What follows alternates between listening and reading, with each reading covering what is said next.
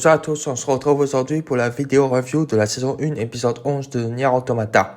Dans cette vidéo, je vous parlerai de l'épisode 11 de la saison 1 de Nier Automata avec spoiler. Alors, pour ceux qui n'ont pas encore regardé l'épisode 11 de la saison 1 de Nier Automata, revenez regarder la vidéo une fois que vous aurez vu l'épisode. Alors, allons-y! L'épisode commence tout d'abord avec une sorte de paysage qui ressemble à du brouillard. C'est tellement obscurci que nous ne voyons rien du tout. On fait alors des zooms petit à petit en arrière pour voir des sortes de choses noires en bas. On recule encore afin de voir que cela ressemble à de la fumée d'incendie. On change de décor en arrière-plan pour voir qu'il y a des choses qui sont en train de se cramer. On change d'endroit afin de voir en gros zoom le jukebox du code de la résistance. C'était donc la musique du jukebox que nous entendons. Elle continue d'accompagner les scènes qu'on voit. On change de décor pour voir des flammes qui brûlent des habitations. On fait un zoom en arrière afin de voir des membres de la résistance qui se font déchiqueter en morceaux par des machines sans qu'ils puissent faire quoi que ce soit. Quand les machines déchiquetent les membres de la résistance, c'est comme s'ils font un désastre avec le paysage environnement. On change de décor pour voir le jukebox en train de jouer de la musique dans l'obscurité. On change d'endroit afin de voir la végétation en train de brûler. On passe ensuite à Tubin qui court en plein milieu de tout cela, tout en se demandant si ce n'est pas une simple hystérie de masse. Elle regarde dans toutes les directions par la même occasion. Elle reçoit un appel de pote, ce qui fait étonner Tubin et se remet à courir en regardant devant elle. Elle s'arrête alors dans un endroit qui semble être avec une rivière et de la brume tout autour. Pod 42 affiche le message devant Tubin. On entend du coup la voix de l'opérateur 60 qui lui dit qu'un grand nombre de machines hostiles ont été signalées à la cité en ruine. Elle lui dit que toutes les équipes Yora sont mobilisées. Ils ont reçu l'autorisation pour utiliser une nouvelle arme. Elle lui explique que le pod 42 va recevoir les coordonnées. Elle conseille ensuite à Tubin de ne pas prendre trop de risques avec une voix inquiète. Tubin lui dit qu'elle le sait. Le panneau d'affichage se ferme. Tubin regarde devant elle, puis elle se remet à courir avec les deux potes qui la suivent. Elle quitte alors cet endroit. On change d'endroit pour voir un pont qui a été détruit par le feu. On entend des voix de quartier général de détresse un peu partout.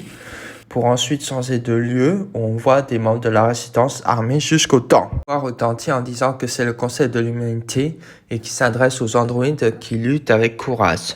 Il explique que le combat en ce moment, il compte continuer, mais il se fait brouiller pour finalement être coupé. On change d'endroit, on voit des membres de la résistance se faire soigner par Devola et Popola, puis on change d'endroit pour voir la radio qui émet encore des grisaillements après la coupure spontanée. On change d'endroit pour voir une énorme grosse machine en plein milieu du camp de la résistance. On remarque que cette machine est reliée par un moteur et des câbles. Cela veut dire que ce n'est pas une machine lambda. On entend une voix qui dit d'augmenter leur puissance de frappe et cette voix demande si c'est bon. Une autre voix lui répond que non. On change alors d'angle pour voir Lily qui est en train d'observer tout cela. Elle ne dit rien. On remarque que la voix qui disait non était la voix de Lily. Elle explique que l'ennemi pourrait évoluer et qu'ils seront alors dans une impasse. La personne dit à Lily que si cela continue, Lily leur demande alors comment vont les autres camps de la résistance. On a du coup la confirmation qu'il y a d'autres camps de la résistance sur Terre, à part celle qu'on connaît. Sans douter, puisque c'est impossible pour un seul camp de la résistance de défendre toute la Terre. On retourne alors où on s'est laissé. Quelqu'un répond à Lily que c'est impossible d'établir un contact avec les autres camps de la résistance. Le membre de la résistance explique qu'il pense que les autres camps de la résistance doivent être sous le feu ennemi, que c'est la raison sur pourquoi ils ne répondent pas. Le membre de la résistance Keen arrive vers eux en disant qu'ils ont reçu un rapport des éclaireurs. Il explique que la deuxième vague compte 200 000 unités parmi les machines présentes. On s'aperçoit que tous les membres de la résistance sont alors surpris et étonné car il répète le chiffre de 200 000 de la résistance. Un autre membre de la résistance conclut qu'ils n'ont jamais affronté une armée pareille. On fait un zoom sur le visage de Lily. On peut s'apercevoir de la transpiration car elle ne s'attend pas à un tel nombre. Lily dit qu'ils ont à peine surmonté la première vague de machines qui est déjà passée dans le camp de la résistance. Cet endroit pour voir qu'une explosion se produit et que si on regarde bien, l'explosion a été produite près du camp de la résistance avec ensuite plusieurs explosions qui s'enchaînent les uns après les autres et tous très près rapprochés. Cela fait énormément de dégâts qu'un immeuble en ruine va même jusqu'à s'effondrer sur le sol. On change d'endroit où on peut voir de loin l'immeuble en ruine qui est en train de s'écraser. On peut remarquer en premier plan sur notre gauche Jackass qui tient un talkie-walkie avec Connor qui détient un bazooka et qui vient tout juste de tirer sur l'immeuble en ruine qui est en train de s'effondrer. Il demande à Jackass s'ils ont pu réduire le nombre des machines ennemies. On change d'angle pour voir qu'on observe à travers la vision de la paire de jumelles. Il y a la présence d'une très grosse fumée en face qu'on ne voit pratiquement rien devant. On voit alors des silhouettes de machines qui se rapprochent. Kona a sûrement fait un signe de non à Jackass pour que Jackass dise à Lily à travers au talkie-walkie qu'il y a d'autres machines qui approchent et qu'il faut se battre en retraite. Dans cet endroit pour tomber sur des petits stub-by armés chacun d'un fusil où ils tirent des boules magiques. Ce qui est étrange, c'est que ces machines attaquent d'autres machines. Si on remarque bien que la couleur des yeux des machines ne sont pas identiques. Un côté, il y a le jaune, qui est celui de la neutralité, et que dans l'autre côté, on a le rouge, qui correspond à la haine. Les machines armées de fusils arrivent à avoir quelques machines avec les yeux de couleur rouge, mais pas toutes les machines. On tourne à l'endroit d'observation sur la zone par Jackass et Kona afin de voir que le négociant en approvisionnement les a rejoints. Kona a récupéré le talkie-walkie et dit à Lily que cela grouille de milliers de machines qui ne vont pas pouvoir les arrêter. On remarque aussi que le négociant en approvisionnement fait un petit gémissement en disant qu'il a eu un mal fou à faire ses stocks, puis qu'on voit que des machines sont en train de détruire les stocks du négociant en approvisionnement. Il décide en leur disant de se replier en lieu sûr. Il raccroche alors le talkie-walkie. Quelqu'un dit à Lily s'ils ne font rien. Le membre de la résistance Wata lui explique que vu le nombre de munitions restants, un autre membre de la résistance lui conseille qu'il se replie. Kin dit aux membres de la résistance qu'elle veut bien, mais qu'elle ne sait pas où ils peuvent aller, puisqu'elle lui rappelle que les machines sont partout. Il reste du coup là sans rien faire. On entend tout d'un coup une voix qui interpelle Lily. Puis tout le monde regarde vers le centre du camp de la résistance. On vient d'apercevoir Toby et les deux potes qui arrivent depuis le ciel. Lily dit son nom, puis elle lui demande si elle est venue au secours des membres de la résistance. Les autres membres de la résistance la remarquent et Wata lui dit qu'elle est l'unité Yora de l'autre fois. Toby leur demande quel est le rapport. Ils se mettent alors à baisser la tête. Lily lui explique qu'ils ont lancé l'offensive sans prévenir. Wata se met à lui expliquer qu'ils arrivaient à tenir au début, mais qu'ils sont tombés sur une unité extrêmement forte et qu'avant de vaincre cette unité de machines, il lui explique que la moitié des membres du camp de la résistance ont été tués. Toby répète alors une unité extrêmement forte. Lily lui demande ce que font les autres unités Yora.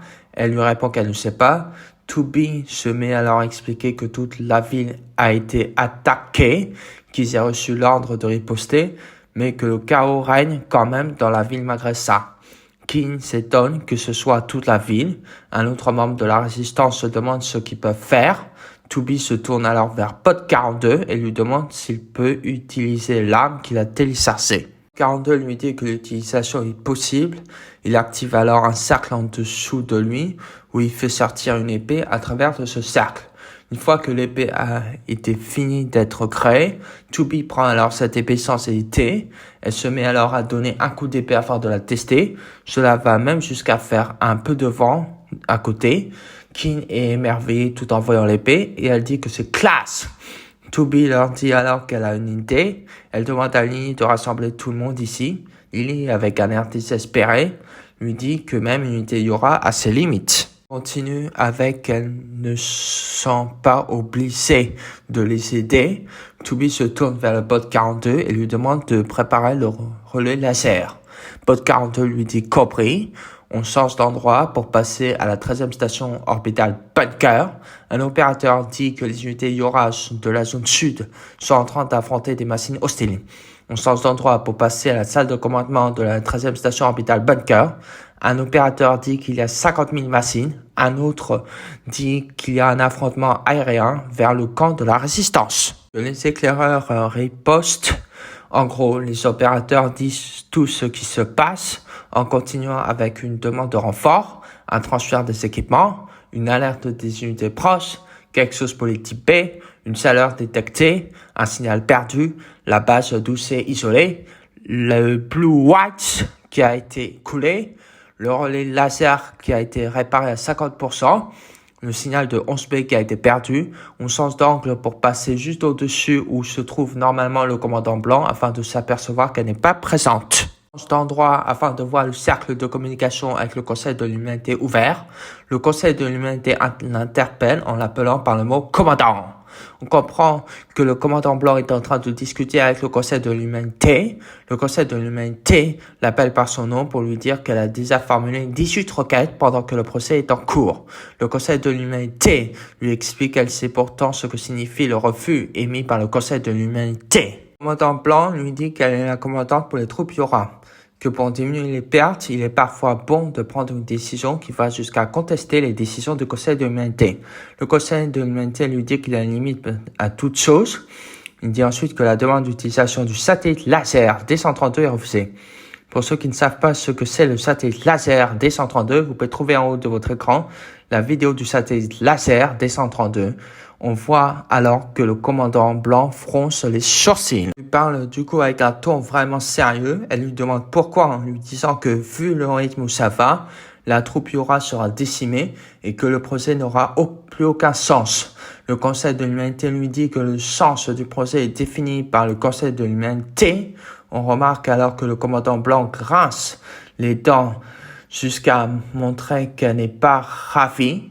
Le Conseil de l'Humanité lui dit de garder pour elle ses commentaires. Le Conseil de l'Humanité lui dit que comme elle sait, le processus 11 doit créer un dieu avant que le Conseil de l'Humanité n'entre en sommeil. On apprend alors l'existence du projet 11. Cela doit sûrement être quelque chose de très important et classé confidentiel pour qu'il fait recadrer le commandant blanc. De toute façon, on verra bien par rapport à l'avancement de l'animé. Le Conseil de l'Humanité explique au commandant blanc qu'elle a un rôle à jouer dans le projet 11, qu'il ne faut pas oublier le contenu. Il dit au commandant blanc qu'il a terminé. Le Conseil de l'Humanité dit alors « Gloire à l'humanité !» Le commandant blanc réplique aussi par « Gloire à l'humanité !» Le cercle du Conseil de l'Humanité se ferme. Dès que le cercle du Conseil de l'Humanité s'est fermé et que la pénombre est revenue, le commandant blanc se pose la question si elle doit répéter les mêmes erreurs. On change d'endroit pour aller au camp de la résistance avec un membre de la résistance qui fait un signal pour dire sans doute que la machine est prête pour le combat. Puis on change d'angle afin de voir des membres de la résistance qui écrivent des choses sur des tablettes. Puis on rechange d'angle afin de voir tous les membres de la résistance les uns à côté des autres. Tout le monde est présent avec un regard sérieux et qui sont prêts pour le combat. On change d'endroit, on voit l'armée des machines qui arrive grâce à la paire de jumelles de la résistance. Kona dit que les machines arrivent sur la ligne prévue. Il lui dit qu'elle a compris et lui demande de revenir pour rejoindre le reste du groupe immédiatement. Lily raccroche alors le talkie-walkie et regarde devant elle. Tubi reste à regarder devant sans rien dire. Elle fait tout d'un coup un bruit d'étonnement comme si elle ne s'attend pas de quelque chose. On change ensuite d'angle afin de voir quelque chose qui tombe du ciel et qui arrive vers eux. On rechange d'angle afin d'être dans l'espace et de voir un module de vol qui arrive à toute vitesse en bas. Le module de vol s'ouvre un compartiment pour ensuite revenir à Tubi qui dit que c'est maintenant. Lily déclenche alors l'anti-IEM. La grosse machine que nous n'arrêtons pas de voir est donc l'anti-IEM. Elle s'allume d'un coup. Un bouclier se met en place afin de protéger tout le monde. On remarque que tout le monde reste immobile sous le bouclier tout en restant stable. On change d'endroit pour passer aux machines qui se promènent. Et ensuite une explosion qui se produit au-dessus des machines et qui envoie une vague d'électrocution. Mais malheureusement, les machines continuent d'avancer. On passe ensuite à Tubi et aux membres de la résistance qui restent sous les boucliers afin d'être protégés. De la fumée noire apparaît, qui est due à cause de l'explosion. Une fois que la fumée noire s'est volatilisée, on peut remarquer que toutes les machines ne bougent plus et qui sont désactivées en étant hors service puisqu'ils ont la couleur noire pour les jeux des machines. On change d'angle afin de voir que ce sont toutes les machines qui ont été désactivées. Kona et un autre membre de la résistance montent à toute vitesse afin de voir le résultat. Kona saisit alors sa paire de jumelles. Il analyse les machines et il remarque que les machines ne bougent plus du tout. Il fait un zoom et il annonce la bonne nouvelle à Lily en disant « Bonne nouvelle !» qu'elles ont toutes cessé de fonctionner. Lily se retourne alors vers les autres membres de la résistance et leur fait sourire. Tous les membres de la résistance s'exclament alors de joie en entendant la nouvelle. Tout d'un coup, ils font tous un bruit d'étonnement. Ils lèvent la tête afin de voir le module de vol qui se trouve juste devant eux, avec le pod 153 qui vole autour. On remarque que le cockpit du module de vol est ouvert et qu'il y a Nines à l'intérieur. Nines leur dit qu'il a l'impression d'arriver à temps. Tubi le remercie alors comme par sincérité. Lily se met donc à remercier Tubi et Nines avec de la part de la résistance. Que si les deux androïdes ne seraient pas là, la résistance non plus. Nines lui dit que la résistance a envoyé son corps à la 13e station orbitale Bunker. Pour Nines, il le quitte avec la résistance. Lily lui répond qu'elle est heureuse de l'entendre. Lily explique que la résistance va se charger de repousser les machines restantes, mais elle fait tout d'un coup un bruit d'étonnement et se met à arrêter de parler avec la bouche ouverte. On change d'angle pour voir que la pluie se met alors à pleuvoir. On comprend qu'elle s'est mise à arrêter de parler car elle ne s'attendait pas de la présence de la pluie. Lily répète du coup le mot d'averse.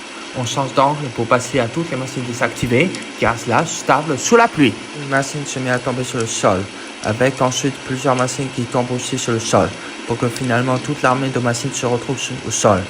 Mais on voit que les machines se mettent à bouger, sans que leurs membres bougent. C'est comme si les machines sont attirées par quelque chose, comme une sorte d'aimant. On change d'angle afin que toutes les machines n'aillent pas vers une seule direction, mais plutôt qu'elles convergent vers un seul point. Une musique sinistre de Nier Automata s'active alors. En arrière-plan, une masse de machines qui se mettent à se rassembler et qui forment une immense colonne de machines. On ne voit pas très bien les détails à cause du brouillard qui est présent. Pod 42 dit alors qu'une unité spéciale ennemie a été détectée. Tubi répète le mot d'unité spéciale, mais Wata se met alors à lever son bras en direction de quelque chose tout en signalant à toute vitesse que c'est au-dessus de ce bâtiment. Tubi regarde du coup la direction du bâtiment en question. On voit alors une sorte de forme monstrueuse qui sort du bâtiment. Tubi se demande ce que c'est en voyant cela. On remarque de profil que la forme monstrueuse possède un visage. Elle montre alors un visage d'angoisse, de surprise et d'étonnement accompagné d'un bruit d'étonnement tout en gardant la bouche ouverte. C'est comme si elle ne s'attend pas à cela. On change d'angle en faisant un zoom en arrière afin de remarquer que tout le monde reste immobile en regardant le spectacle qu'ils sont devant, sans rien faire du tout, mais juste de regarder, car c'est vraiment quelque chose d'imaginable pour eux. En arrière-plan, un peu plus en détail, la forme monstrueuse en face des androïdes. Elle possède une forme masculine avec des bras, des jambes, un visage, un torse, bref, un corps humain, mais que c'est la taille d'un géant. Mais il n'est pas similaire aux formes des gens normaux, puisqu'il est un peu spécial comme géant, dû à cause de la façon dont est constitué ce géant. Un peu comme le titan colossal de l'anime L'attaque des titans, la scène monte un peu haut pour voir que le géant possède un visage d'homme. Mais qu'est-ce que se passe avec l'écran qui devient tout noir? On ne voit pratiquement plus rien. Je ne comprends pas. Bon, j'ai réussi à enlever cet écran tout noir. Mais j'ai l'impression que 2 éléments sont apparus. Si je regarde bien... Ah, ok. On a en fait 2 codes qui se suivent. Un sur un fond noir pour le premier et le deuxième se trouve sur un fond blanc. Par contre, ces 2 codes me disent quelque chose. Ça y est, je me rappelle! Ce que je vois sur le code noir et le code blanc, les 2 codes sont liés avec des éléments qui se déroulent dans l'histoire d'Arm, qui cette histoire est présente dans le livre d'accords. Je vais du coup vous lire ce que raconte l'histoire d'Arm du livre d'accords. Niveau 1, 2 août. Les origines du groupe B sont toujours inconnues. On dit qu'ils proviennent d'une branche temporelle encore inexplorée. Je suppose qu'ils ont réussi à ne pas se faire remarquer pendant si longtemps, car ils attiraient les reporters près des singularités afin que nous nous éloignions d'eux. Niveau 2, 12 mars. La dernière fois, il y a eu un cataclysme qui a fortement augmenté les rangs du groupe B. Ils possèdent même des armes capables de contrer nos armes aériennes. Les choses s'enveniment. Pour le moment, nous avons réussi à les tenir à l'écart. Mais si cette situation s'éternise, nous serons complètement neutralisés. Niveau 3, 5 juin. Il semble que nous autres, modèles reporters, vont devoir s'adapter. Le développement de parties d'armement remplaçables est en cours, mais plus d'investissements sont nécessaires. La distribution des armes doit elle aussi augmenter pour faciliter les souvenirs de la mémoire. Il y a encore beaucoup de travail à faire. Au 4, 8 août. Le reporter précédent a été détruit par le groupe B, puisqu'il y a une possibilité qu'il ait été capturé. Je vais faire une demande d'assistance à l'association. Maintenant, je devine que vous comprenez mieux pourquoi on a des passages de l'histoire d'Arm du livre d'accords dans ces codes secrets. C'est quand même intéressant qu'ils mettent des éléments d'un passage d'animé en se servant de codes secrets. On reprend où on s'est arrêté. To Be marche en avant et dit que c'est encore lui. Un membre de la résistance dit que l'ennemi est immense et se demande si c'est vraiment une machine. On remarque que le géant machine se met à crier de rage avec un bruit de rugissement. En le criant, on peut voir que les détails sont super bien faits, car cela va même jusqu'à s'effriter sur sa joue. L'analyse dit en regardant que même pour une unité spéciale, c'est une aberration. En regardant cela, Jaka suppose que ce n'est pas l'heure de la collecte de données pour cette machine. Un membre de la résistance panique alors et pointe son bazooka en direction du géant machine. Jaka s'en aperçoit et demande aux membres de la résistance de ce qu'il compte faire tout en le traitant d'abruti. Mais il tire quand même avec le bazooka qui se pointe sur le géant machine et qui reçoit une explosion pile sur son visage. La fumée de l'explosion se fait surgir sur le géant machine. Le géant machine n'a pas aimé cela puisqu'il se met à reculer tout en lâchant un hurlement. Le géant machine se met alors à tomber en arrière vers le sol afin d'atterrir sur le sol, ce qui fait apparaître énormément de fumée là où son corps a atterri. La fumée est vraiment immense et qu'elle prend beaucoup de place dans le ciel. Le membre de la résistance regarde le résultat et conclut que c'est de la camelote et que le géant machine les a bien eu. Il regarde le membre de la résistance qui a tiré sur le géant machine. Puis Pod 42 s'exprime en disant qu'il y a une variation de masse détectée sur une unité spéciale. Toby tourne alors son visage en face d'elle et dit qu'elle a survécu. Une grosse explosion se fait entendre là où le corps a atterri avec de la fumée qui apparaît sur de nouveau.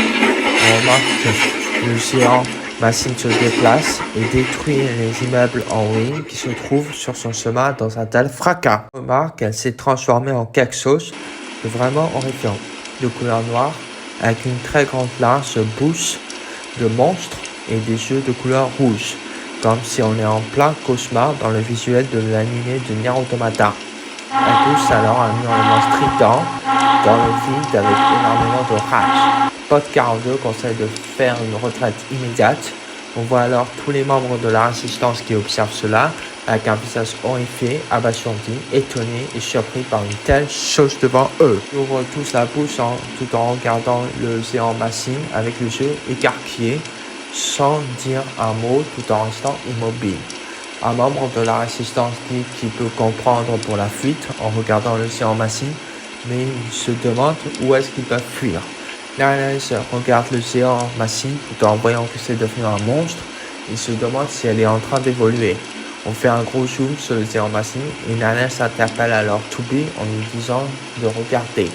On fait un zoom sur le front du géant Massine afin d'apercevoir Adam qui a complètement fusionné avec la créature. Car il n'y a que le torse de Adam qui sort du géant Massine et qui est visible.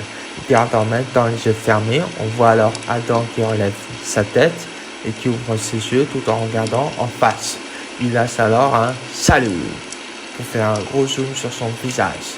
Il dit à Nanes qui se retrouve de nouveau. Tubby prononce le nom de Adam.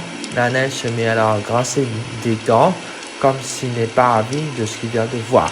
On change d'angle pour voir le géant Massine. Adam explique qu'il était fasciné par l'humanité. Le plus Adam étudiait le passé de l'humanité, plus qu'il était captivé par la complexité de la nature de l'humanité.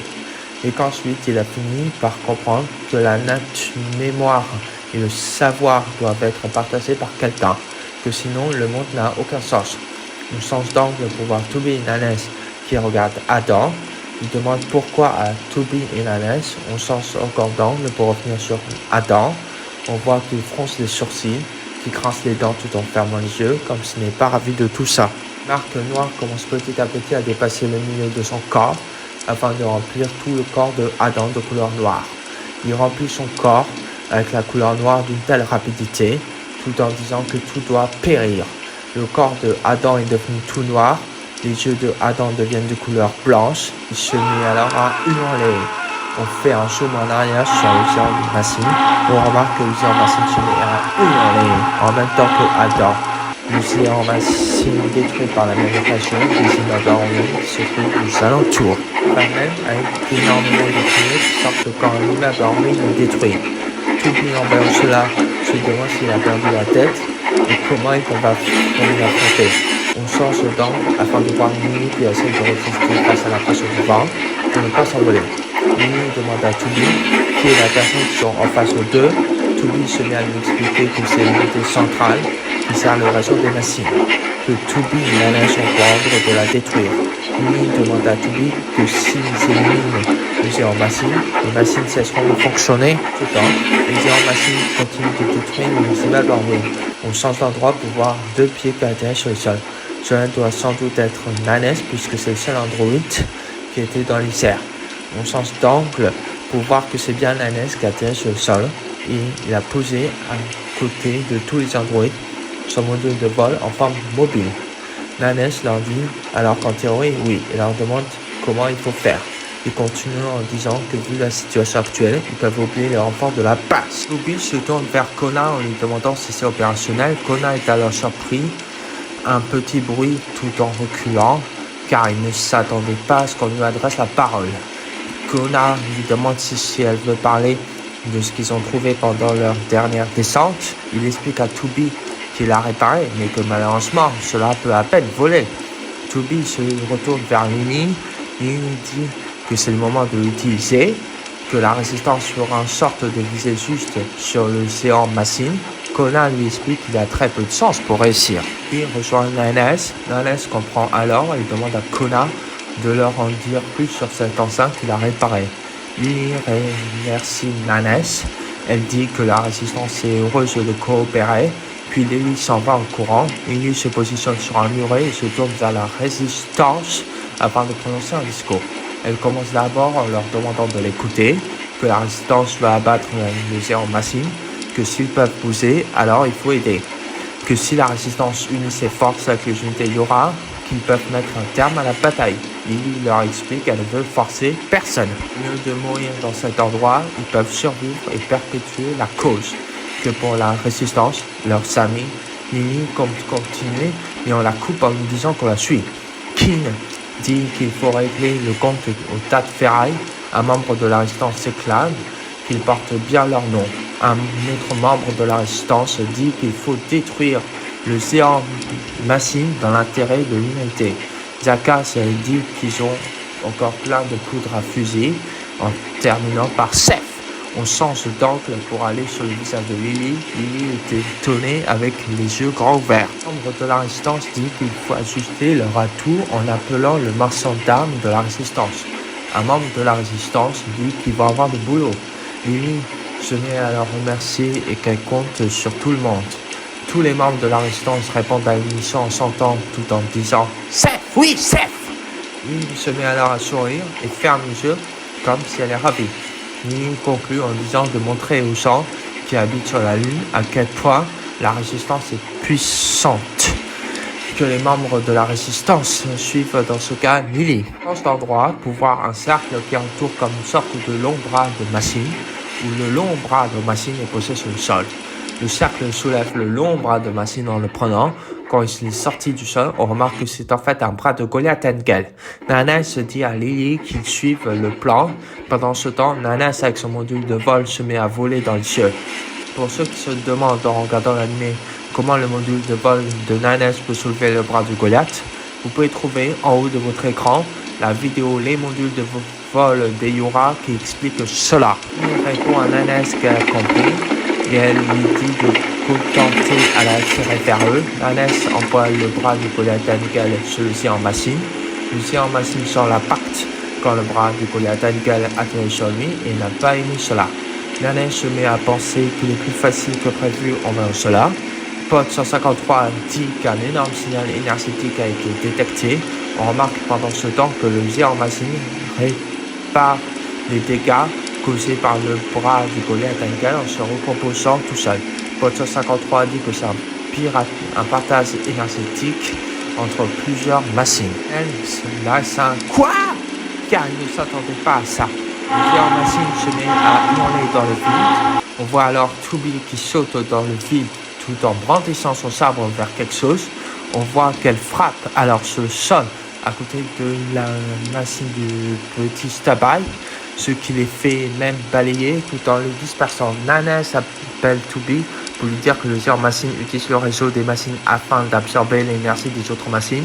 Tubi se remet alors à courir de toute vitesse. Elle continue alors d'attaquer les machines du petit Stabai. Nana dit à Tubi qu'il va pirater le géant machine et de couper le jus avant de l'attirer. Tubi lui répond qu'elle a compris. On change d'endroit pour voir toute la résistance qui se trouve dans les véhicules qui avancent tout en fusillant les machines en même temps. Les balles arrivent sur les machines et on voit que cela ne fait pas trop de dégâts. On change d'angle pour voir Lily. Son véhicule s'arrête d'un coup. Lily annonce qu'il va arriver et qu'il faut se rendre au point de rendez-vous. Mais elle est tout d'un coup surprise en gardant la bouche ouverte. On change d'endroit afin de voir que derrière Tubi, il y a une machine améliorée de petits Stabai dans les airs et qui fonce sur Tubi afin de donner un coup de poing. Lily se met à prévenir Tubi en lui disant de faire attention derrière elle.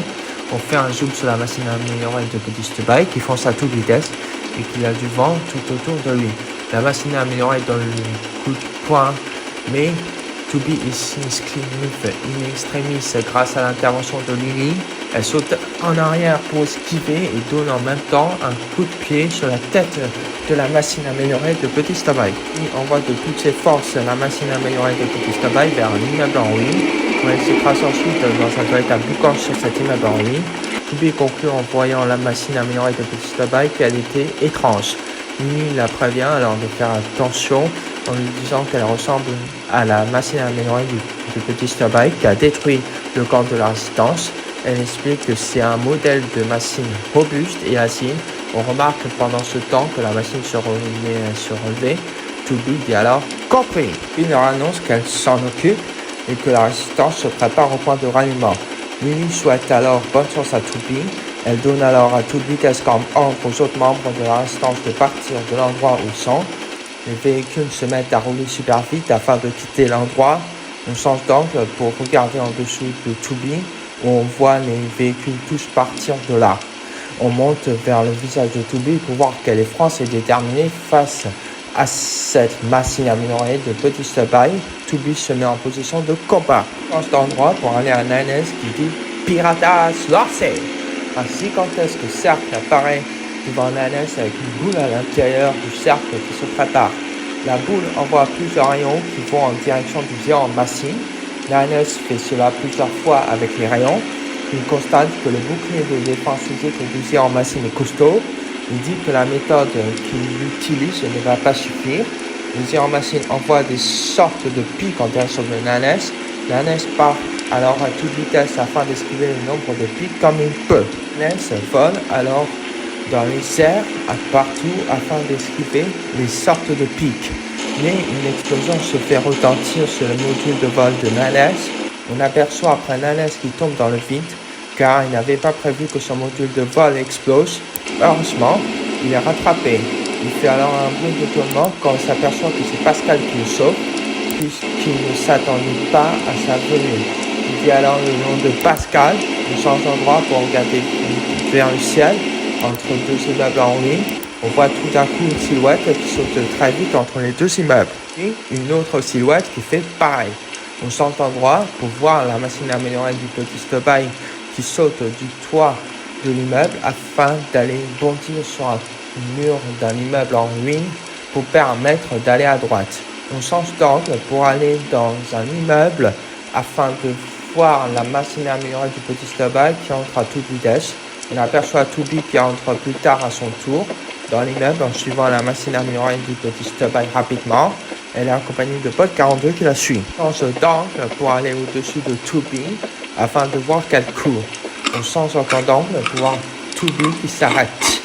Elle voit ensuite que la machine améliorée du petit Stubby qu'elle suivait s'est arrêtée. La machine améliorée du petit Stubby se trouve à présent avec deux machines améliorées du petit Stubby qui sont en train de avancer.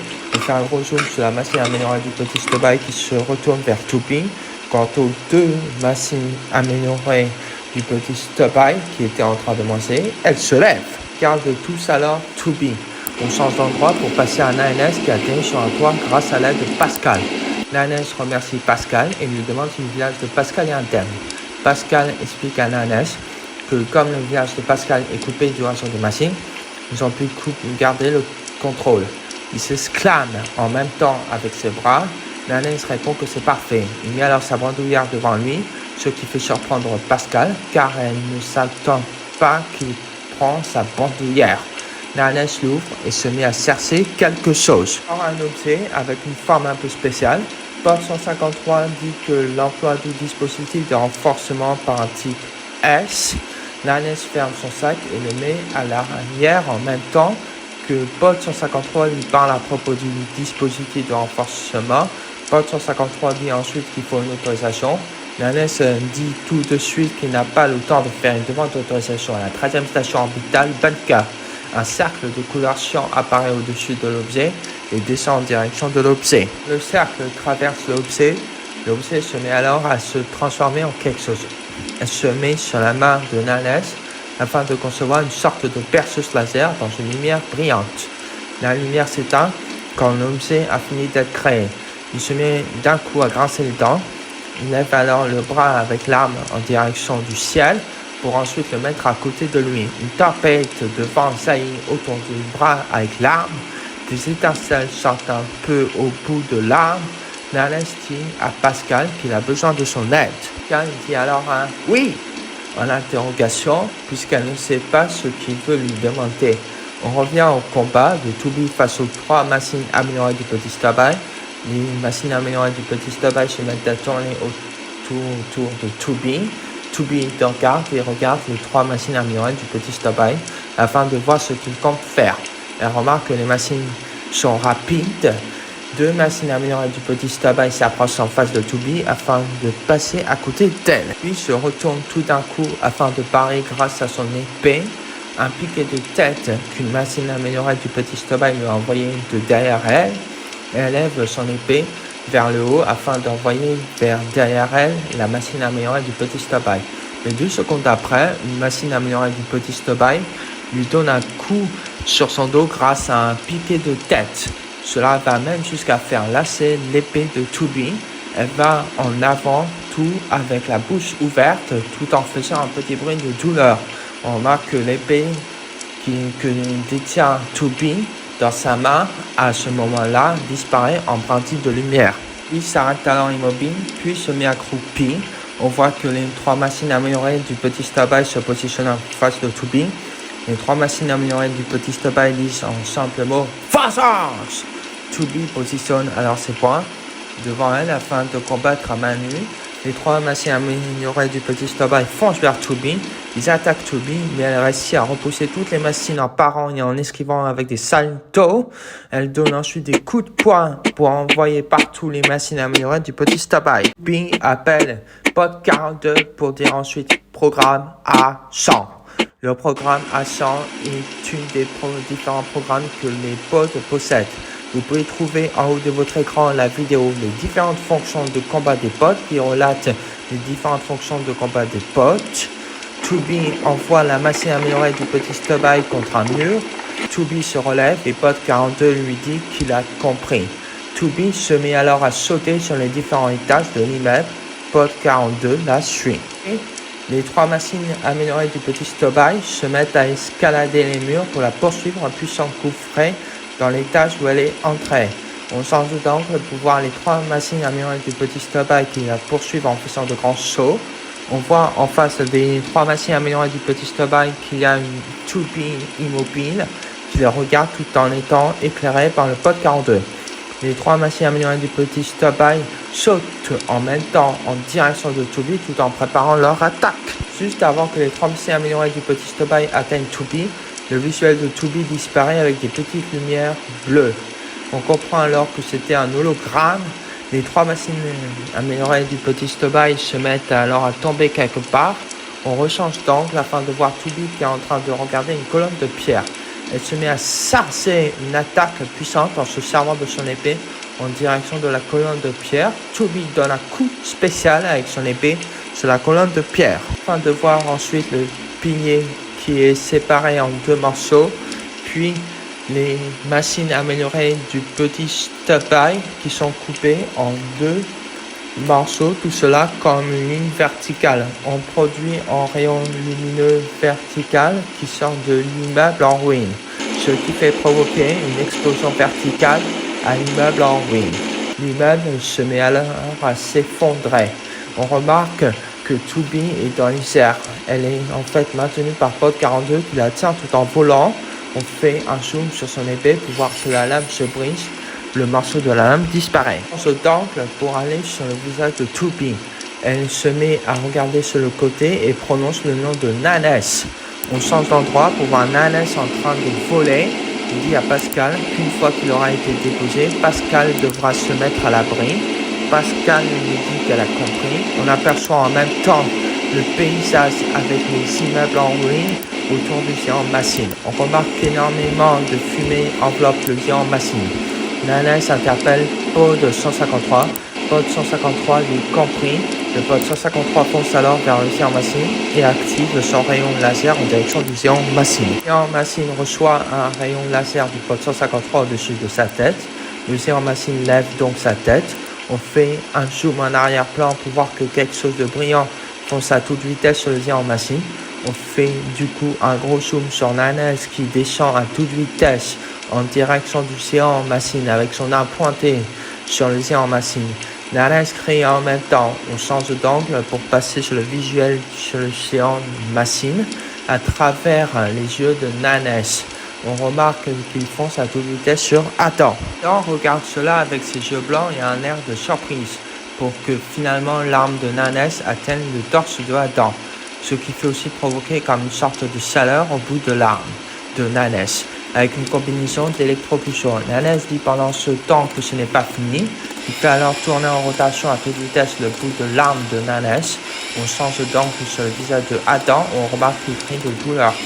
On revient sur le visage de Nanes où il perd son bandeau. Il prononce ensuite le mot de piratage. On s'approche dans l'œil gauche de Nanes pour que l'écran devienne tout noir. On retrouve Nanes dans un couloir avec des portes de fer et des barreaux métalliques, un peu comme les portes dans les prisons. Les lumières du couloir s'allument les unes après les autres. Nanes se demande ce que c'est comme espace. Il entend d'un coup un rire féminin. Nanes regarde derrière lui avec seulement ses yeux sans se retourner. Il voit qu'il n'y a personne. Une silhouette passe derrière lui en passant d'une porte vers une autre porte. On peut remarquer très distinctement que cette silhouette ressemble à la fille en robe rouge. Nanes se retourne alors à toute vitesse derrière lui en étant effrayé, car il va même jusqu'à ouvrir sa bouche. On entend ensuite une voix masculine derrière Nanes qui dit « Je suis ». Nanes se met à se regarder derrière lui avec seulement ses yeux pour qu'il se retourne finalement en dégainant son épée. Il coupe en deux la silhouette qui se trouve face à lui. La silhouette coupée en deux se volatilise d'un coup comme ça. On change d'endroit pour passer à un paysage avec des chandeliers. On se met à descendre le paysage du haut vers le bas. On remarque que Nanes se trouve dans un champ de blé. Nanes se demande ce que c'est cette fois. Un bruit se fait alors entendre alors qu'il se retourne pour voir derrière lui.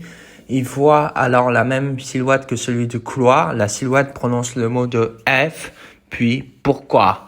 Nanes le traite de saleté afin de courir pour le découper en deux morceaux diagonalement.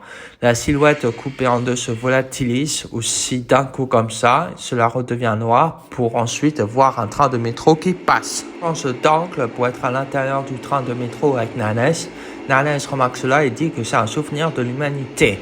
Il fait disparaître son épée, mais plein de Adam apparaissent derrière lui en étant assis. Nanes ouvre la bouche puisqu'il a remarqué leur présence.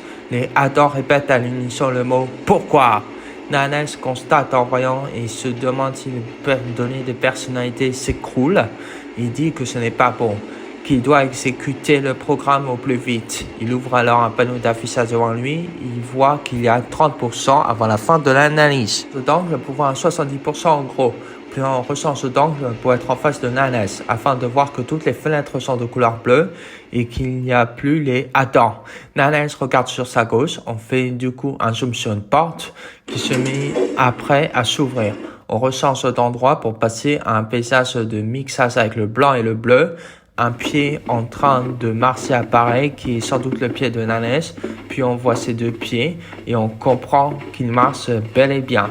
On passe alors derrière Nanes qui se met à avancer face à lui. S'arrête d'un coup. D'un coup, le panneau d'affichage de l'exécution apparaît encore en gros où c'est marqué 74%. Nanes dit que le programme sera bientôt lancé, puis 85% avant de retourner sur le visage de Nanes. Il regarde devant lui afin de voir qu'il y a des sortes d'illusions devant Nanes. On voit très vite dans la direction où Nanes regarde en passant par au-dessus de Nanes. Un couloir simple comme dans les piratages du jeu vidéo de Nier Automata apparaît. On approche d'une place pour voir ensuite qu'il y a une maison faite de données qui se trouve sur la place. On approche alors de l'entrée de la maison. Afin de reconnaître la table avec Adam et Eve, l'un en face de l'autre, mais en version de données numériques, Eve dit à Adam « Frérot !» Il dit ensuite qu'il ne veut pas le voir blessé. On passe en même temps sur le côté haut du corps de Nanes. On voit qu'il garde sa bouche ouverte, ses yeux écarquillés avec un regard d'incompréhension, d'étonnement et de surprise. On retourne sur la table avec Adam et Eve et Nanes, qui regarde cela en étant positionné derrière Nanes. Eve dit à Adam qu'il veut encore moins, qu'il disparaît. Il propose de partir loin de lui et de Adam. On retourne sur Nanes qui garde la même expression pour ensuite fermer ses yeux et les rouvrir. Au moment où il rouvre ses yeux, il est surpris car il se trouve assis sur une chaise en face d'une table et autour du feu en train de cramer. Nanes se met à se lever en disant « Qu'est-ce que ?» On remarque que la table qui est en face de lui est la table de Adam et de Ève. En face de lui, il y a la silhouette de Adam qui lui dit « Pourquoi ?» On tourne ce panneau d'affichage qui montre 95%. On tourne alors sur la table afin d'apercevoir que Nanes se met à courir sur la table en direction de la silhouette de Adam. Il est accompagné de son sabre en main. On fait un zoom sur le visage de la silhouette de Adam. Le panneau d'affichage apparaît pour montrer 97%. On retourne encore plus près sur le visage de la silhouette de Adam. On revient sur le panneau d'affichage qui passe de 97 à 98%. On revient encore plus près sur le visage de la silhouette de Adam. On peut remarquer malgré la pénombre du visage, la silhouette de Adam sourit en direction de Nanes. Elle devient encore plus visible au fur et à mesure que Nanes avance vers Adam courant, afin de finalement brosser Adam avec son épée. Le paysage devient alors tout lumineux pour qu'après ce soit tout blanc. On retourne vers les immeubles en ruine avec le géant en machine qui a arrêté de bouger et qui reste immobile. Rien ne se passe pendant un instant. Puis le géant en machine se met à regarder sur sa droite. On change d'endroit pour voir Keen et un membre de la résistance avec une paire de jumelles qui dit au talkie-walkie que le géant machine s'est remise en marche. Elle se dirige vers la résistance. On rechange d'endroit avec Lily qui lui dit que c'est juste à temps. On rechange d'endroit pour percevoir un gros instant avec les membres de la résistance autour. Lily dit « Ici, Lily, la cible avance vers nous comme prévu. » On change d'endroit pour voir des membres de la résistance qui se tiennent prêts en entendant la voix de Lily.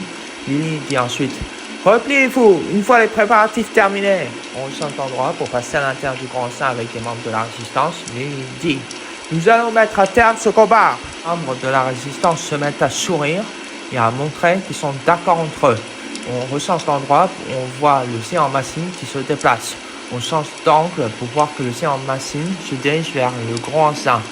Que le grand enceinte se trouve être un canon où ce canon est pointé en direction du géant machine. Une voix se fait entendre et qui dit que la cible est arrivée à destination du canon. Il pointe le canon en direction du géant machine.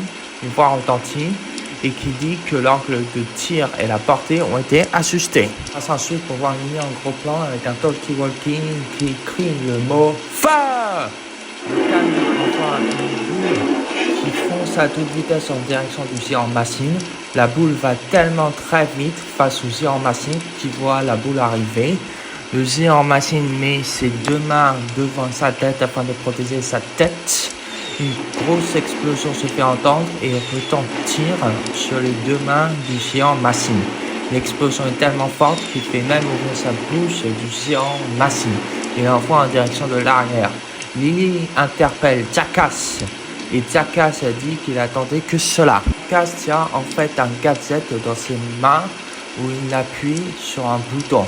On change d'endroit pour passer à un mur d'un immeuble en ruine. Des explosions se font produire partout sur le mur de l'immeuble pour qu'après l'immeuble en ruine tombe complètement sur le géant machine. Des explosions se font produire autre part que sur l'immeuble, mais autour du géant machine. Le géant machine pousse un hurlement strident, d'autres immeubles en ruine à côté de lui tombent en direction sur le géant machine. Le géant machine s'effondre sous le poids des immeubles en ruine. Cela fait tellement de bruit qu'il y a même de la fumée qui apparaît. Lily crie alors « Maintenant !» On voit une sorte de fumée qui est en train de surgir du sol. La fumée met beaucoup de feu quand il s'apprête à décoller en quittant le sol. Des bruits se font retentir sur tout le sol où il y a les immeubles en ruine qui sont tombés.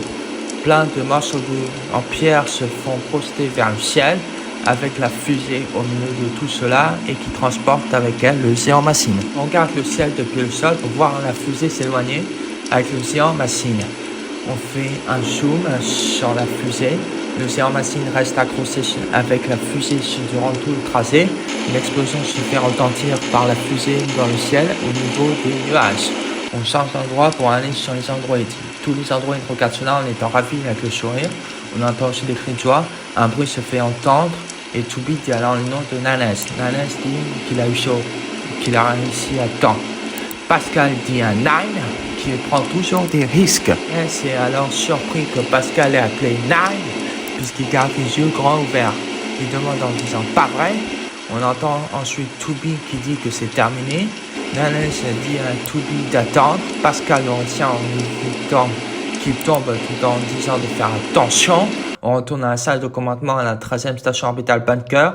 On voit que l'écran principal se met à se brouiller. Un opérateur dit que les communications ont été coupées à cause de l'explosion pour que l'écran principal affiche le mot de « pas de signal ». D'angle pour voir le commandant blanc. Le commandant blanc entend localiser les unités Yora et de l'envoyer. Elle n'a pas le temps de terminer qu'un opérateur dit que la connexion a été rétablie, qu'elle affiche l'écran principal. Le commandant blanc et tous les opérateurs font une tête d'étonnement en voyant ce qui vient de s'afficher sur l'écran principal. Avec les yeux étonnés, on change d'angle pour aller sur le commandant blanc. Le commandant blanc dit « Oh non !» On voit une lumière rouge qui tombe du ciel. Tout le monde regarde cela. Toby se demande s'il a survécu à cela. On voit le géant machine à moitié carbonisé qui est en train de foncer à toute vitesse sur le sol afin de s'écraser. On retourne sur les androïdes. Nanes dit que vu la masse du géant machine, ils ne peuvent pas dévier sa trajectoire. Des étincelles bleues se mettent à se produire en dessous de Nanes. ce qui fait étonner Nalez puisqu'il va même regarder en direction de ces étincelles. On passe ensuite sur le visage de Toby. Les étincelles bleues surgissent un bref instant sur le corps de Toby. Elle dit alors que ce sont des particules chargées. On donne alors à tout le monde de se mettre à l'abri. Une explosion se fait entendre depuis le ciel et fonce à toute vitesse sur le sol. L'explosion se retentit sur le sol. On change d'angle pour aller sur l'usine machine. L'explosion fait même jusqu'à exterminer l'usine machine. Il crie de douleur en même temps. L'explosion se développe ensuite sur le sol afin de faire balayer tous les immeubles en ruine aux alentours. On remarque que tout le monde s'est caché derrière des rochers et résiste à la pression. Un zoom en arrière-plan pour voir le paysage des immeubles en ruine. On constate que l'explosion a laissé une large et grande fumée derrière elle. On change d'angle pour voir que la fumée est un peu de couleur marron des fois, pour que finalement la fumée disparaisse. L'épisode se termine en disant que l'anime va nous montrer les 5 fins du jeu vidéo de Nier Automata. C'est un épisode vraiment intéressant, puisque nous avons vu que la résistance peut affronter le danger elle aussi, que la résistance possède aussi des chansons dangereux qui n'étaient pas montrés dans le jeu vidéo de Nier Automata. Et nous avons vu une nouvelle version de boss de Nier Automata qui n'a jamais encore été dévoilée. La chaîne YouTube possède un compte Discord où on peut discuter, parler des théories entre nous, entre fans, discuter de l'œuvre, tout ça. Le lien d'invitation du serveur Discord se trouve en description de la vidéo. Merci à tous d'avoir regardé cette vidéo. N'oubliez pas de mettre un pouce bleu, de vous abonner si ce n'est pas déjà fait, d'activer la petite cloche et au revoir.